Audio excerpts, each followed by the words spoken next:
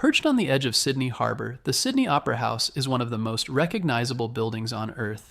Its gleaming white shells rise above the blue water like sails in the wind, symbolizing both Australia's love of the sea and its bold spirit of creativity.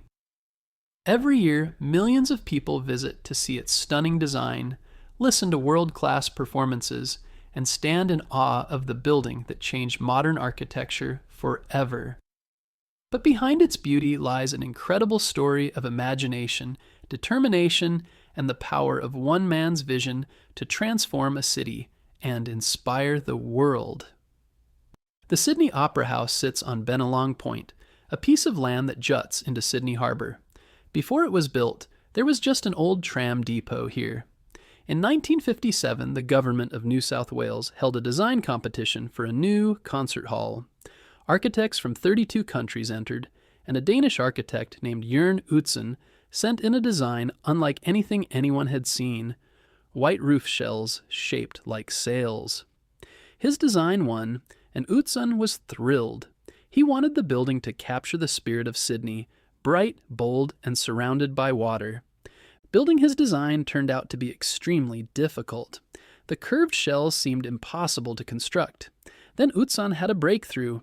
He realized all the shells could be made as pieces from one giant imaginary sphere, like slicing parts of a basketball. This spherical solution made construction possible and changed architecture forever. Engineers and builders from around the world came to Sydney to help bring this groundbreaking design to life. It was an experiment in creativity and technology, testing what humans could achieve when they refused to give up.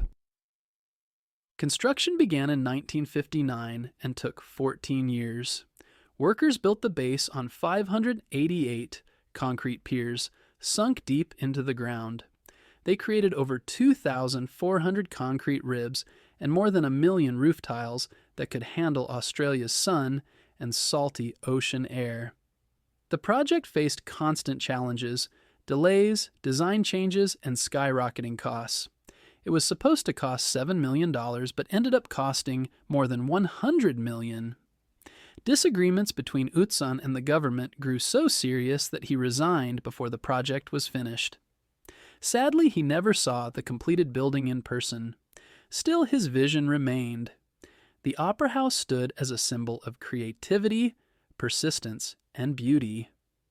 Finally, in 1973, Queen Elizabeth II opened the Sydney Opera House with great celebration. Fireworks exploded over the harbour, and music echoed across the water. Inside were multiple performance spaces, a grand concert hall, an opera theatre, and smaller stages for drama, dance, and experimental art. Every year, more than 1,500 performances take place there, from symphonies to rock concerts. The concert hall alone can seat nearly 2,700 people beneath a birchwood ceiling designed to make every sound perfect. In 2007, the Opera House was added to UNESCO's World Heritage List, recognizing it as one of the world's most remarkable architectural treasures. More than 8 million people visit each year, many just to marvel at its unique shape that looks like sails, seashells, or flower petals depending on the light. At night, colorful lights and projections transform it into a glowing piece of living art. The story of the Sydney Opera House reminds us that imagination and perseverance can bring extraordinary dreams to life.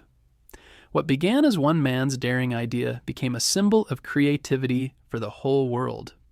Like its sail-shaped shells reaching for the sky, it inspires us to dream big, embrace challenges, and create something beautiful that lasts.